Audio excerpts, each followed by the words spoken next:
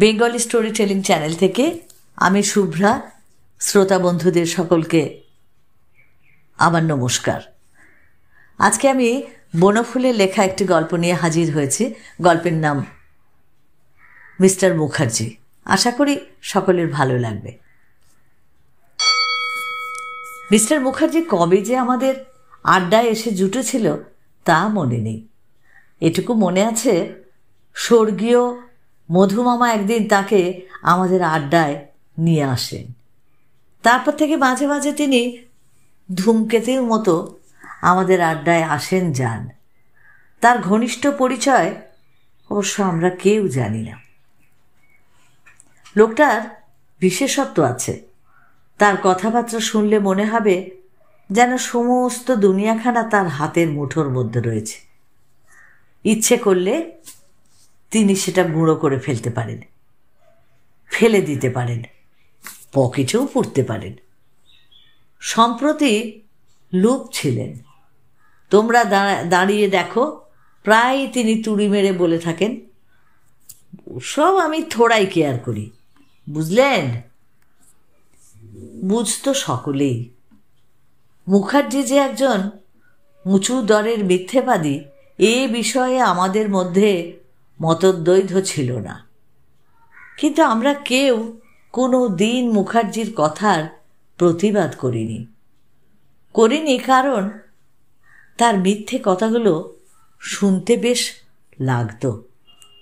এ বিষয়ে তিনি প্রকৃত আর্টিস্ট ছিলেন। রুগ্ন অনাহার ক্লিষ্ট চেহারা, খৌরির অভাব মুখমণ্ডলে সুস্পষ্ট, আধময়লা একটা সাহেবী পোশাক গায়ে। শুনেছিলাম লোকটা বিলেত ফেরত। পৃথিবীর অনেক দেশ নাকি তার দেখা আছে। নিজেই এসব বলতেন। লোকটা যে নিতান্ত মূর্খ নয় তা অবশ্য তার কথাবার্তাতে বোঝা যেত। তিনি নিজেই একদিন বললেন যে তিনি নাকি AA, 3 বার প্রফেসরি পেয়ে নাকি ত্যাগ করেছেন। এরকম নানান কথা। একদিন তিনি বললেন, মহাত্মাজির সঙ্গে সেদিন দেখা, গাড়িতে 3rd ক্লাসের একটা কোণে বসে বসে তকলি ঘোরাচ্ছেন। আমাকে দেখতে পেয়ে একটু মৃদু হাসলেন। আফ্রিকার সে দিনগুলো মনে পড়ে গেল বোধহয়। উনি যখন আফ্রিকায় যান তখন আমিও সেখানে কিনা খুব জমাতুম দুজনে। দেখলাম ভদ্রলোক চিনেছেন আমাকে। এগিয়ে গেলাম। আফ্রিকার সে দিনগুলো মনে পড়ে গেল। ভাবলাম একটু ইয়ার্কি করা যাক। বললাম, মহাত্মাজি, আপনি যে দেশশুদ্ধ লোককে নিরামিষাশী হতে বলছেন তার আরেকটা দিক ভেবে দেখেছেন? সবাই যদি আপনার কথা শোনে তাহলে আরেকটা গুরুতর সমস্যা যে দেখা দেবে তা কি ভেবে দেখেছেন? মহাত্মাজি বললেন, কি সমস্যা? আমি বললাম, ছাগল সমস্যা। ওদের না খেয়ে ফেললে সর্বনাশ হয়ে যাবে এই কৃষিপ্রধান দেশের। ছাগলে একবার যে গাছে মুখ দেয় সে গাছে দফা রফা। একটা ছাগলের কটা বাচ্চা হয় জানেন বছরে? এ পর্যন্ত বলেই মুখার্জি বলে উঠল, এক্সকিউজ মি, আমাকে উঠতে হবে এক্ষুনি। বাইরের ঘরের টেবিলে আমার পার্সটা ফেলে এসেছি। তাতে একটা 1000 টাকার চেক আছে, যদিও ক্রসড। তবুও মিস্টার মুখার্জি নিষ্ক্রান্ত হলেন। কলকাতার কোনো অঞ্চলে যে তিনি থাকেন তা কিন্তু কেউ জানত না। কেউ বলতো বালিগঞ্জ, কেউ বলতো বেলেঘাটা।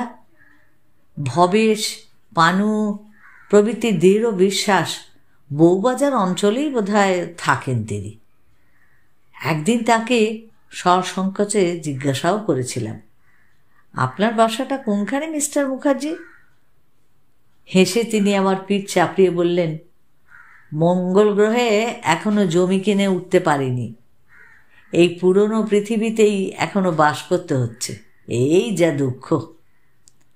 কাশ্মীরি বলুন আর সুইজারল্যান্ডই বলুন, সব এক। নিউ ইয়র্কে, রোমে, প্রাগে, বার্লিনে, টোকিওতে, এমনকি ভালগা নদীর তীরেও কাটিয়ে এসেছি বহুদিন। সর্বত্রই সেই বুড়ি পৃথিবী, একঘেয়ে। এরোপ্লেনটার আরেকটু উন্নতি হলেই দেখবেন দলে দলে লোক অন্য প্ল্যানেটে পালাবে। ওহ, বাইজব, উঠতে হলো এবার। মিসেস নাইডুর সঙ্গে একটা এনগেজমেন্ট আছে। সকলকে বিস্মিত করে মুখার্জি প্রস্থান করলেন। সেদিনও এসেছিলেন এবং সেদিনও Bertrand Russell, Bernard Shaw, Baldwin, Bloom, Shakespeare Goethe সকলকে ছাতু করতে করতে তার হঠাৎ মনে পড়েছিল যে আমেরিকার জনৈক কোটিপতির একমাত্র কন্যার জন্য উড়িষ্যার কারিগরের কাজ করা একজোড়া মিনে করা দুল পাঠাবেন বলে তিনি প্রতিশ্রুতি দিয়ে আছেন। পরশুদিন দুল জোড়া উড়িষ্যা থেকে এসেছে। আজ এয়ার মেল ডে, সুতরাং আমরা যেন তাকে এক্সকিউজ করি। লোকটা বেশিক্ষণ কিছুতেই বসতো না, ধূমকেতুর মতো আসতো এবং চলেও যেত। লোকটা চালিয়াত, মিথ্যেবাদী, সব বুঝতাম, তবুও বেশ লাগতো। আমাদের আড্ডায় সেদিন একটা আহারাদির আয়োজন ছিল। উপলক্ষ পানুর প্রেমের অন্ত্যেষ্টিক্রিয়া। পানু তার প্রেমাস্পদকে বিবাহ করে ফেলেছে। পাশের একটা রেস্তোরাঁ থেকে দেশি বিদেশি নানাবিধ খাদ্য সম্ভার আনানো হয়েছে। ভবেশ আবেগ ভরে স্বর্গ হইতে বিদায় আবৃত্তি করছে। বিমলদা দক্ষিণ চক্ষুটা কুঞ্চিত করে ক্ল্যারিনেট বাঁশিটার নিপর্দার সুর খেলে করুণ আবহাওয়া সৃষ্টি করবার প্রয়াস করছে। বিকাশ টেবিলে তবলা বাজাচ্ছে। যৌবু গ্লাসে গ্লাসে শরবত ভরছে। পানু প্লেটগুলোকে সাজাচ্ছে। আমি এক কোণে বসে কোড়ে আঙুলের কড়াটা কাটছি। অর্থাৎ বেশ জমে উঠেছে। এমন সময় মিস্টার মুখার্জি এসে হাজির। পানু সউল্লাসে বলল, বাহ, ভালোই হয়েছে, মিস্টার মুখার্জিও এসে পড়েছেন। আপনার ঠিকানাটা ঠিক জানান না তো যে আপনাকে খবর দেব। আজ আমাদের একটু খাওয়া দাওয়ার আয়োজন আছে মিস্টার মুখার্জি। করজোড়ে মুখার্জি বললেন, মাফ করবেন, খেতে পারবো না কিছু। সন্ধ্যের সময় এসপ্ল্যানেডের মোড়ে মিস মিউয়েলের সঙ্গে দেখা। অস্ট্রেলিয়ায় আমার টেনিস পার্টনার ছিল, ছাড়ল না কিছুতেই।